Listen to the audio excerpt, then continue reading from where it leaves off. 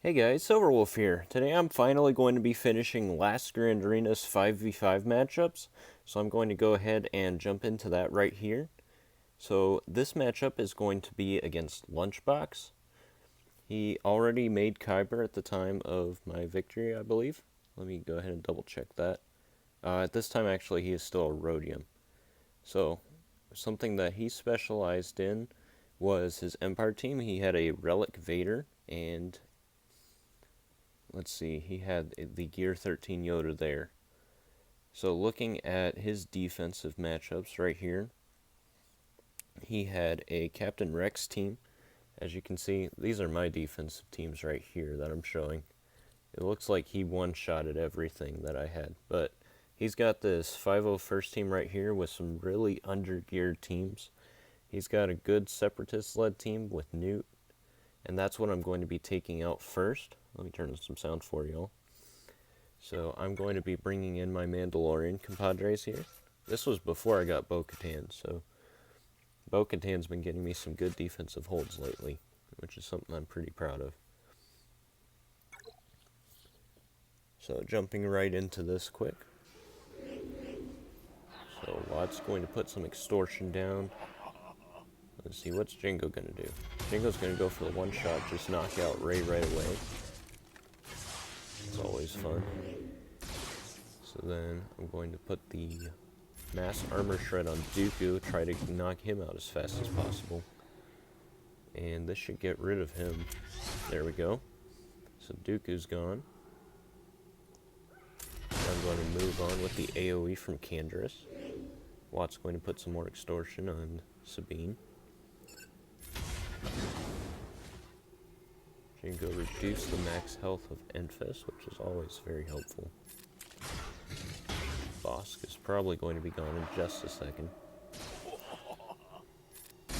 Alright. I'm going to use Jango to land as many big hits on Nest as I can. The thing about Nest, for those who haven't faced one yet, every time Nest takes damage, she also recovers a lot of protection. So because of that, it takes a long time to chew through her, and you can really only get one attack on her for each of her turns because of all that extra protection boost. So throw some extra hits on Newt. Newt's first revive has been used. One other thing about Newt is that when you defeat him the first time, he automatically revives every time. So he's now got extortion on everyone, but I'm just going for the big hits to knock him out. Let's see. Just gonna try and get Newt out for good here. With some armor shred. The problem with that is all my characters had days, and when you have days, you can't assist. But it's okay because Jango cleaned up. So this next matchup I'm going to be going with. Well, first I'm going to see their back wall. He put some Geonosians on here. Geonosians are always trouble. But in fact, pretty much every Grand Arena I've lost in some way, shape, or form has been because of Geonosians. It's something I'm really trying to work on here. But anyway, two-man battle up against this 501st team. So something I'm going to do right away is take advantage of 5 sacrifice. Most people don't realize this. They try to gear up 5s as much as they can. But what they don't realize is as soon as you take out another member of the 501st, 5s is going to instantly die anyway. So say by pairing him up with that level 1 Echo, he's instantly dooming 5s to die almost as soon as the battle starts. And when you get 5 Zeta, which allows him to pass on his max health and protection and all that fun stuff to the other clones, it's very helpful. And you want to try and trigger that sacrifice as soon as possible. But, as you can see here, that 5s definitely does not have the Zeta, and that makes it almost completely worthless. Because as soon as you take out one of the other 501st clones, 5s instantly dies with no harm done to your other guys. So he doesn't have much on fleets here, so I should be able to take that out pretty quick. The main problem with that would be the Houndstooth. At level 85, it can take some good licks. So here's their main team here, the Geonosians. Let me see. I'm probably going to check some speeds, knowing me. Yeah, so I'm just going to skip all that boring stuff. Needless to say, whatever I figured out, I got it worked out. And I used the Tarkin lead to get Vader to go first, which he's going to do right here. He's going to activate Merciless, get the AoEs going. And something I changed with this battle is I went after Poggle early. Because one thing I noticed is that I was really getting messed up in these battles because Poggle's ability block was just messing with my Vader completely. Because he couldn't get any of his specials off. So something I tried to do here was get rid of Poggle as soon as I could. Now, I don't remember if this is actually going to work or not. We're just going to have to wait and see about that. So Vader's getting the debuffs going again. Tarkin's going to throw in some more debuffs. Stormtrooper's been able to eat up all the hits so far, but that can only last so long. Stormtrooper's going to be just about gone now. There goes Stormtrooper. So Tarkin's going to roll back some turn meters. Alright, Piet's going to land a big hit. Knock out a lot of that max health. Now Vader's free to go.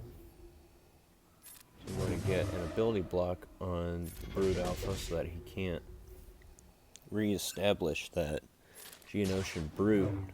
And now I'm going to go fully after Poggle. So I'm going to ability block Sunfac. Damage over time.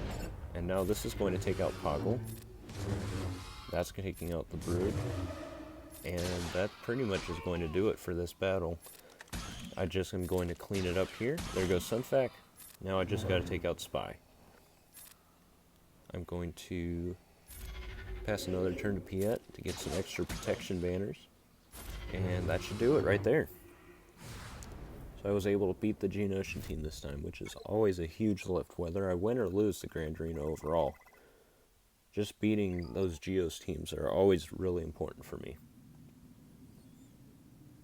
Even if you can't defeat your opponent actually and get the points from doing that, being able to full clear your opponent is always really helpful, and it'll get you a lot of points in the overall arena. So now I'm going to knock out the ships battle quick.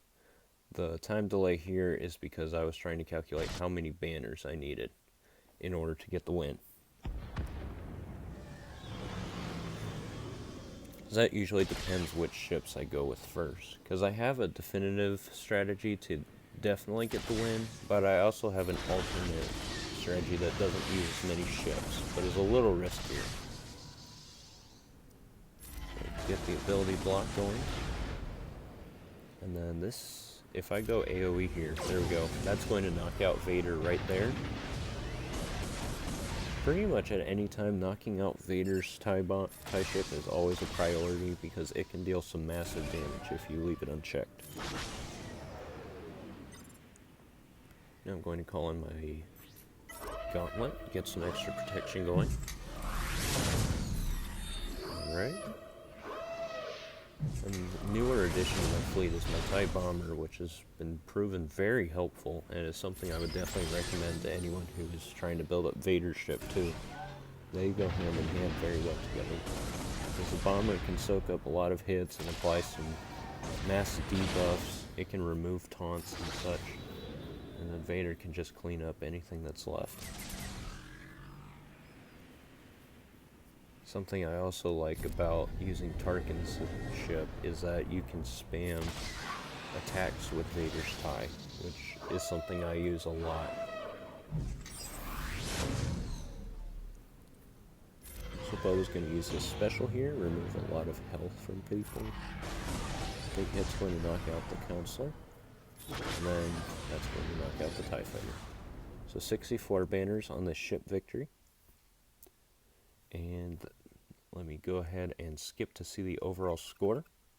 So as you can see there, I was able to win 1,211 to 1,209 against Random Sith Lord. So now I'm going to go to the last battle of the 5v5 arena. Let me just skip ahead, see who this is against. So this is against Frontieri. And then Frontieri posted another Geonosian Bug Squad. Also, it looks like a Phoenix Squadron. Let me see what's involved in that. So yeah, we got Hera, Ezra, Chopper, Zeb, and Kanan. Especially in 5v5, I didn't really have enough overall characters to make good defensive and offensive teams. So I primarily would focus on offense, and often my defense would get full cleared as a result. That's kind of what happened here, because I was trying to farm Jedi Knight Revan and I hadn't quite done it, so I had a lot of characters that didn't really have a purpose yet. So because of that, my defenses were a lot worse. I've been getting a lot more holds in 3v3 this season since I've been using Revan for both offense and defense. It's clearing up a lot of different spaces and fun things I can play with. So the first thing I'm going to do here is I'm going to try and take out the Geonosian team. Now, I believe I'd already done my math ahead of time, and I knew what I had to do to beat this Geo team, if I had any hope at all. So I'm going to try and do that right now. There we go. So Vader's going to trigger Merciless. And then what's he going to do? Who am I going to go for first? It looks like I'm going for Poggle again. Same strategy as I did last time. We're going to see if it works out this way. Okay, get some more debuffs going. There we go. Okay, so there goes Piet. That causes a lot of problems right there. So as you can see, that lets the Geos just go crazy on all my other characters, which eliminates a lot of turn meter that I would be getting otherwise. So what this is going to do is it's going to let the Geos just start spamming things, which clears all their debuffs and instills them with more buffs. It lets them recover all the health I took away with Vader, and there goes the Grand Arena from that. So in a short, that was the Grand Arena right there. I'm going to go ahead and take out their Phoenix Squadron with my Jedi quick, just because I can. It looks like I'm going to 3-man this.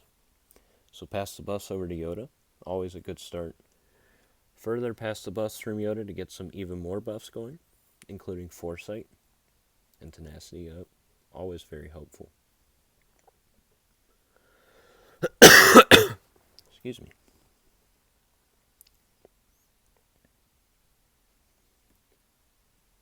So the team's going to take some hits, but because of all that bonus protection they had, it's not really going to do much. Something else I'd like to add, getting Revan has done, it's really improved my Jedi team. Because while Bastila Elite is really good for just taking a lot of hits, it's not so good for offense. I found that Jedi Knight Revan lead really improves my offense, and because of that, it lets Bastila not be so much of a leader, but actually be the support character she was supposed to be. And that really improves the overall viability of the team. Because not only can it still take about as many hits because of all the protection recovery you can get through Revan, but the offensive capabilities through things like Yoda. You can pass turn meter over to Yoda to get him as many attacks as possible. It allows you to get a lot more hits going. So they took out my Ezra there. I remodded my Ezra a little bit ago, and I took out a defensive mod and gave him a crit damage mod instead, and that improved his offense, but it also made him a lot easier to beat up. So I'm probably going to try and turn that around sometime, but to be honest, I don't really use my Ezra all that much anymore. So just looking at it, I'm not sure if I'm even going to win this battle. It certainly doesn't look good right now. Yeah, there goes Yoda. I don't think Bastila is going to beat this on her own. Okay. Yeah, Bastila is not going to do so good against 4 members of Phoenix Squadron. Because that's the thing about Bastila. She's really good for support roles, but she doesn't do much damage on her own. Those stuns and buff givings out are really helpful, though. So I'm going to call in a cleanup crew here. Let me see who I'm going to call in for the cleanup crew. It looks like I'm going to go... What am I going to do? Okay, so I'm going to have my bounty hunters and Mandos try this Geo team. Just see what happens. It looks like that's not going to go well. They have a lot of preloaded turn meter. Okay, but there's some burning. Try and get something going.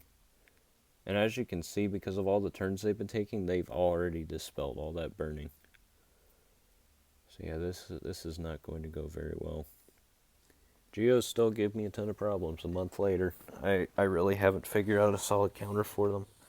I've been fortunate enough, most of my opponents just put them on offense now, because they're pretty guaranteed offensive victory at this level. But whenever they put one on defense, I'm not at a good advantage. So let me see what I'm going to do from here. I'm going to just count my losses and go straight for the Empire team to take out Phoenix. Let me see what these guys are going to be able to do. So he's going to hit Dooku, but Dooku's going to stun. Get another stun going. Alright. I don't know what that fear actually did. It probably didn't do all that much, but every little bit helps. So now I'm going to take out Chopper quick. Palpatine's got some decent damage. If you don't watch him, he'll hit you up pretty bad.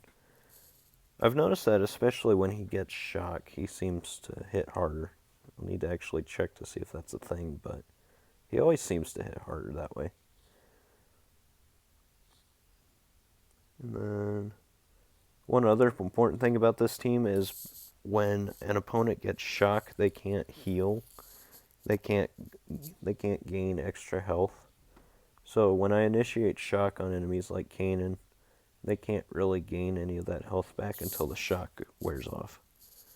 So that's going to finish off the Phoenix squadron right there. I pretty much was able to just stun lock them for the entire battle. So then I'm going to move on to ships to count my losses. Alright. And going to jump into that right here.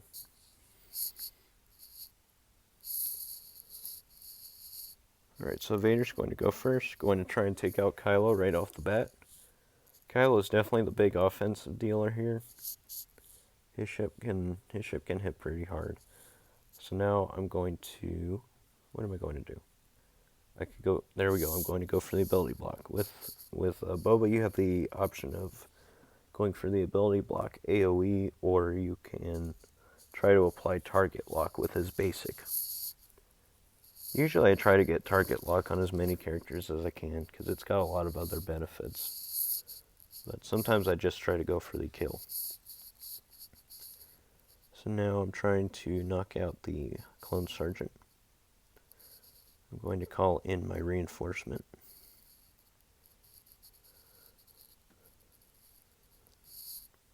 Okay. I was able to get the counter off of that. Off the clone sergeant. Using Vader's special number 2.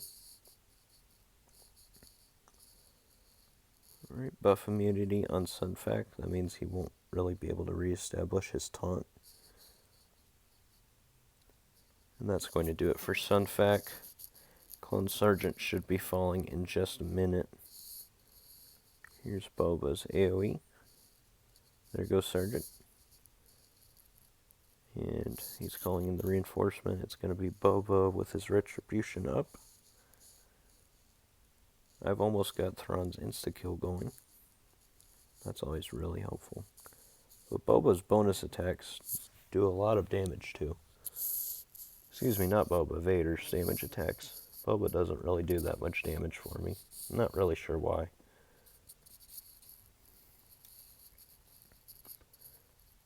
And they should do it for Rexy Boy. There we go. The Annihilate. And he is gone. So 64 banners again on the ship's victory. Obviously I wasn't able to get through his defense, so I didn't get all the points on that. So just going back to look at it. And this is going to show you my overall score from the Grand Arena. So, as you can see, 23,834 out of 24,000. I just missed getting Kuiper by 156 points. It's really disappointing. I'm in the running for it in 3v3 right now. If I win my last two matches, I think I can do it. But we're just going to see what happens with that. And as you can see, I just barely missed out on Kuiper. But that's going to do it for this video. Appreciate you all sticking around to watch it. Thanks for tuning in, and I should get some more content up pretty soon. Alright, y'all have a good one.